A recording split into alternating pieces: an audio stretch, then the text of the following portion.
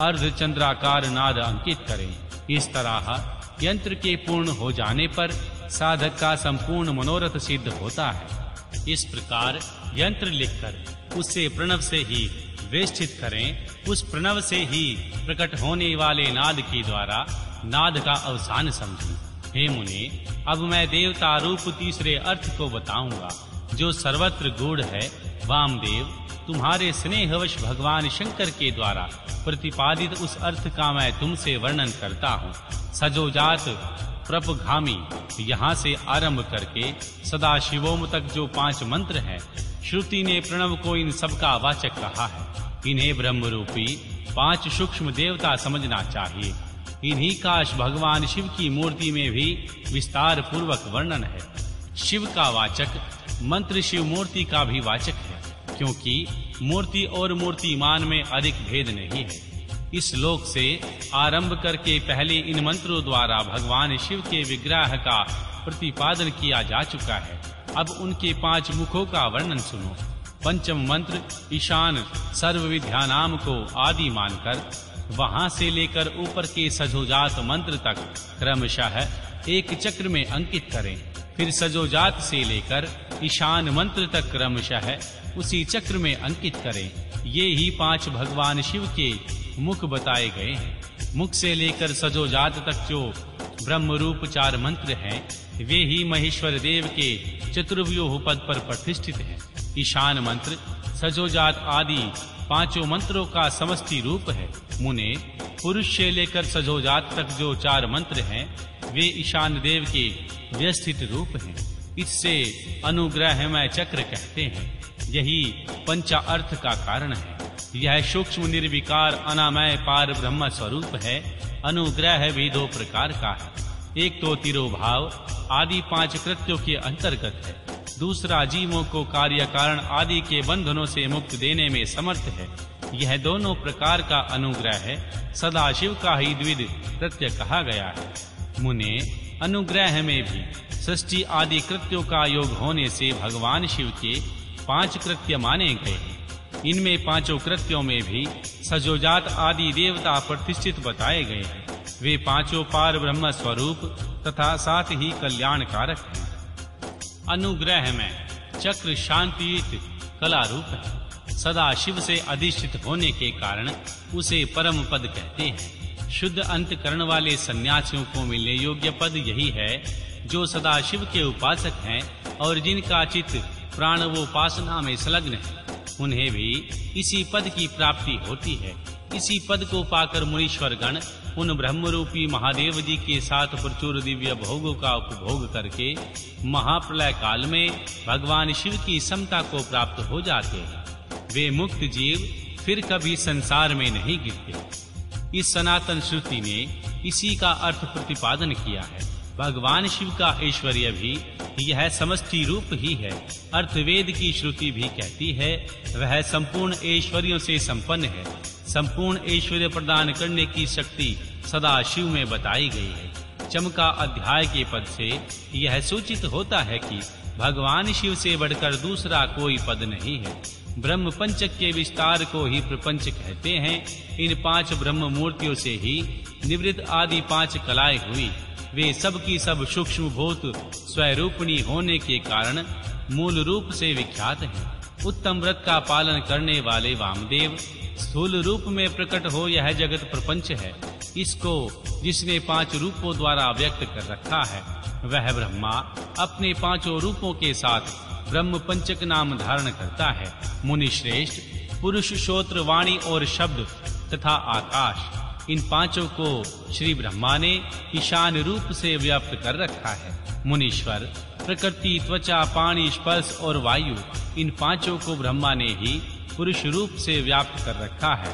अहंकार, नेत्र, पैर, रूप और अग्नि, ये 5 अघोर रूपी ब्राह से व्याप्त हैं।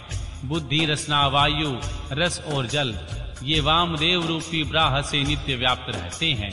मन, नासिका, उपस्थ, गंध और पृथ्वी, ये 5 सजोजात रूपी ब्रह्मा से व्याप्त हैं। इस प्रकार यह जगत पार ब्रह्म स्वरूप है। यंत्र रूप से बताया गया है। जो भगवान शिव का वाचक प्रणव है, वह नाद पर्यंत पांचों वर्णों का समष्टि रूप है तथा बिंदु युक्त जो 4 वर्ण हैं वे प्रणव के व्यवस्थित रूप हैं। भगवान शिव के उपदेश दिए हुए मार्ग से उत्कृष्ट मंत्री राज शिव रूपी प्रणव का पूर्वोक्त यंत्र रूप से चिंतन करना चाहिए। ओम नमः शिवाय।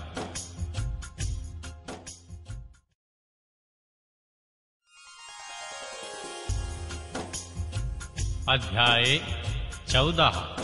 शैव दर्शन के अनुसार शिव तत्व, जगत प्रपंच और जीव तत्व के विषय में विशद विचेचन तथा भगवान शिव से जीव और जगत की अभिन्नता का प्रतिपादन, तदनंतर उत्तम श्रेष्ठ पद्धति का वर्णन करके सृष्टि स्थिति और संहार सबको शक्तिमान भगवान शिव की लीला बतलाते हुए वामदेव जी के पूछने पर स्कंद ने कहा, मुने, कर्मा अस्तित्व से लेकर जो विस्तृत शास्त्रवाद है अर्थात कर्म सत्ता के प्रतिपादक कर्मफलवाद से आरंभ करके शास्त्रों में जो विविध विषयों का विशद विचेचन है वह ज्ञान प्रदान करने वाला है।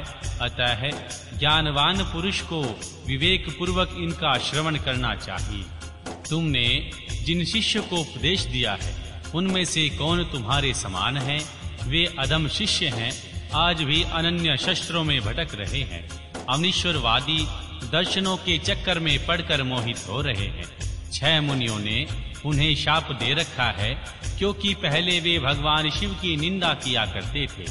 अतः उनकी ये बातें नहीं सुननी चाहिए क्योंकि वे अनन्यथावादी भगवान शिव के शास्त्र के विपरीत बात करने वाले हैं। यहाँ 5 अवयवों से युक्त अनुमान के प्रयोग के लिए भी अवकाश ही है। उत्तम व्रत का पालन करने वाले हे वामदेव जी, जैसे धूम का दर्शन होने से लोग अनुमान द्वारा पर्वत पर अग्नि की सत्ता का प्रतिपादन करते हैं, उसी प्रकार इस प्रत्यक्ष प्रपंच के दर्शन हेतु रूप का अवलंब करके परमेश्वर परमात्मा को जाना जा सकता है, इसमें संशय नहीं है। यह विश्व स्त्री पुरुष रूप है, ऐसा प्रत्यक्ष ही देखा जाता है। 6 कोश रूप जो शरीर हैं उनमें आदि के 3 ममता के अंश से उत्पन्न हुए हैं और अंतिम 3 पिता के अंश से। यह श्रुति का कथन है। इस प्रकार सभी शरीरों से स्त्री पुरुष को जानने वाले लोग हैं। हे मुने, विद्वानों ने परमात्मा में भी स्त्री पुरुष भाव को जाना है। श्रुति कहती है पार ब्रह्म परमात्मा सत्य चित और आनंद रूप है। असत प्रपंच को निवृत्त करने वाला यह शब्द ही सद्रूप कहा जाता है। चित्त शब्द से जड़ जगत की निवृत्ति की जाती है, तथापि सत शब्द तीनों लिंगों में विद्यमान है। तथापि यहाँ पार ब्रह्म परमात्मा के अर्थ में पुलकित सत शब्द को ही ग्रहण करना चाहिए। वह सत शब्द प्रकाश का वाचक है। प्रकाश सन शब्द प्रकाश रूप से प्रकाश का वाचक है। परमात्मा में जो सत्ता का प्रकाश रूपता है वह उसके पुरुष भाव को सूचित करती है। ज्ञान शब्द का पर्यायवाची जो चित्त शब्द है वह स्त्रीलिंग है, अर्थात परम आत्मा में चित्र रूपता उसके स्त्री भाव को सूचित करती है। प्रकाश और चित्त ये दोनों जगत के कारण भाव को प्राप्त हुए।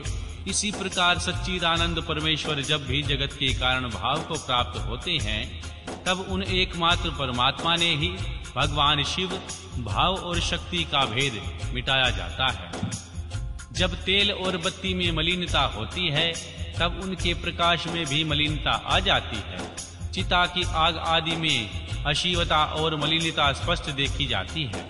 अतः मलिनता आदि आरोपित वस्तु है, उसका निर्वर्तक होने के कारण परमात्मा ने शिव तत्व का ही श्रुति के द्वारा प्रतिपादन किया है।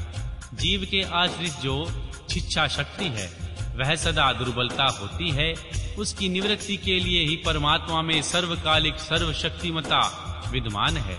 ईश्वर बलवान है, शक्तिमान है, यह व्यवहार देखा जाता है। महामुने, लोक और वेद में भी सदा परमात्मा की शिव रूपता और शक्ति रूपता का साक्षात्कार कराया है। भगवान शिव और मां शक्ति के संयोग से निरंतर आनंद प्रकट होता है।